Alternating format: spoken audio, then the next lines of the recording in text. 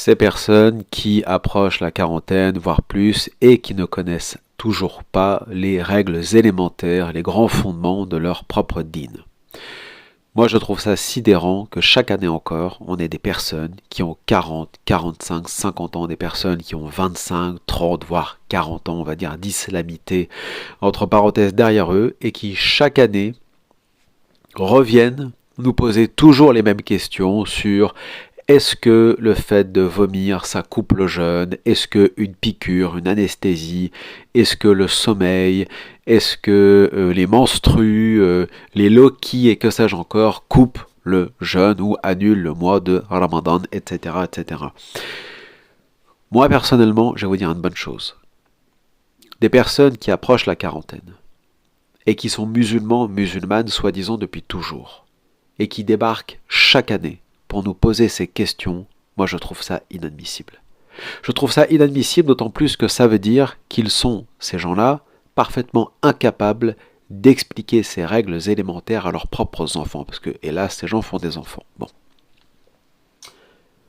Tout ça pour dire, non seulement je trouve ça inadmissible, mais je pense qu'à un moment donné, quand depuis des années, on n'est pas capable de connaître, de mettre en pratique, sans redemander systématiquement, quand on n'est pas capable d'expliquer aux siens des règles qui sont des fondements, ou qui sont des règles évidentes, élémentaires, encore une fois, essentielles, dans la bonne pratique de l'islam, que ce soit par rapport au jeûne, par rapport à la prière, etc. Donc là, on parle de quoi? On parle de ce qu'on appelle al-ahkam, les règles dans le fiqh, la jurisprudence.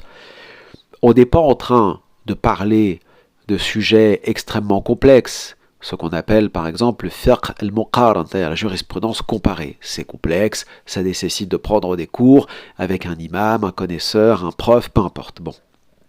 Là, en l'occurrence, on parle de petites règles élémentaires par rapport au jeûne, par rapport à la prière, par rapport aux menstrues, etc. Des choses que tu es censé connaître depuis toujours, depuis au moins 20 ou 25 ans, si tu as 40 ans, et si tu es né dans une famille musulmane, ou si tu es converti à l'islam depuis 20, 25 ou 30 ans. À un moment donné, ces règles élémentaires, tu es censé les connaître. Tu as des gens tellement ils me fatiguent par rapport à ces règles-là, par rapport à ces questions-là, et chaque année ils sont là, et puis ils reviennent. Toute l'année, ils sont en train de beugler. On est des musulmans, on est des Algériens, on est des Marocains, nanani. Enfin bref, devant les kuffars et ainsi de suite, ils sont toujours pleins de fierté, ces gens-là, pleins d'orgueil, pleins d'arrogance. Ce qui n'est d'ailleurs pas, ce qui est d'ailleurs pardon, haram, illicite, dans la mesure où tu es censé, en tant que musulman, en tant que musulmane, faire preuve de bienveillance et faire preuve d'empathie vis-à-vis de ceux qui ne connaissent pas l'univers de l'islam et qui ne connaissent pas ton dîn. Bon, sauf que c'est pas ce qu'ils font. Mais alors ces mêmes personnes-là, qui sont dotées, ou qui se sont dotées, ou qui se sont gonflées, enflées d'orgueil, comme Iblis, comme on dit dans la formule coranique, enflées d'orgueil, wala'iyadu billah, et qui malgré tout, chaque année reviennent nous demander tout un tas de questions sur la jurisprudence, des règles fondamentales de l'islam par rapport au culte. Moi j'ai envie de poser une question simple à ces gens-là. Mais qu'est-ce que vous foutez en fait depuis 25 ou 30 ans, ou 40 ans pour certains, que vous êtes musulman, musulmane, qu'est-ce que vous foutez en fait? Vous êtes là, vous connaissez rien, vous criez partout, sur tous les toits, on est des musulmans, on est des musulmanes, tu portes le voile et ainsi de suite, tu connais absolument rien de ta religion, absolument rien. Toute l'année vous êtes là, en fait je vais te demander, est-ce que ça coupe les ablutions, est-ce que ça coupe, mais t'as 40, 45 ans, tu devras le savoir.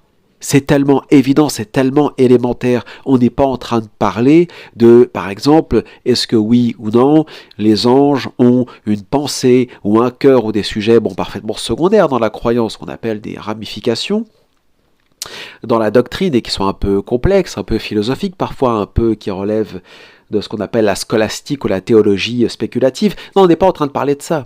On est en train de parler de choses qui sont évidentes. Et c'est là que tu vois l'ignorance crasse de la masse musulmane.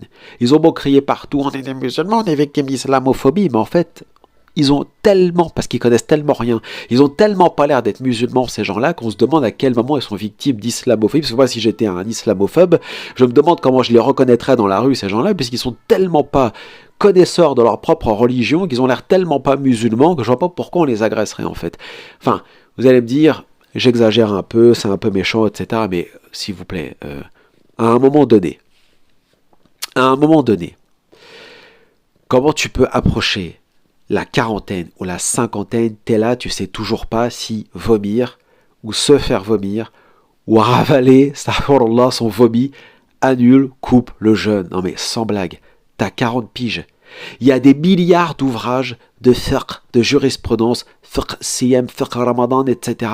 partout, dans tous les minhaj, sunnites, chiites, wahhabites, etc. partout. Tu as des milliards d'articles sur Internet depuis l'avènement de la DSL sur tous ces sujets. Mais qu'est-ce que vous foutez, subhanallah?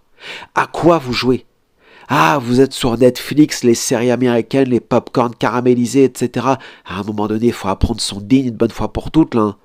Il faut arrêter d'aller crier sur tous les toits. Non, mais nous sommes des musulmans. Non, vous êtes des clowns, je pense, en fait. Ce qui te manque, c'est un nez rouge, tu vois. C'est ça ton minhaj. C'est le minhaj du nez rouge. C'est le minhaj du cirque Pinder. Je veux dire, tu sais même pas si une malheureuse piqûre ou si une anesthésie coupe le jeûne, t'as 40 ans, t'as jamais été chez le dentiste. Sur les 30 années que t'as jeûné, t'as fait Ramadan, t'as jamais été chez le dentiste, t'as jamais été chez le médecin, t'as jamais pris un médicament, t'as jamais été malade. Comment je fais? C'est Ramadan, faut que je coupe ou pas mon jeûne pour prendre mes médicaments, est-ce que je rattrape, est-ce qu'il y a une fidia, kafara, etc. Mais t'as 40 ans, tu sais toujours pas. Et ainsi de suite sur tous les sujets. Non, là je pense qu'on nous prend pour des imbéciles et ce serait bien que ces personnes-là cessent de nous prendre pour des imbéciles. Il faut apprendre son din une bonne fois pour toutes. Et vous savez, c'est pas interdit de prendre un crayon ou un stylo, une feuille et d'écrire. Voilà, pour bien connaître sa religion et de retenir, mettre son petit papier dans le petit classeur dans le petit meuble, et ainsi de suite, et ainsi de suite. Voilà, c'est comme ça on fait.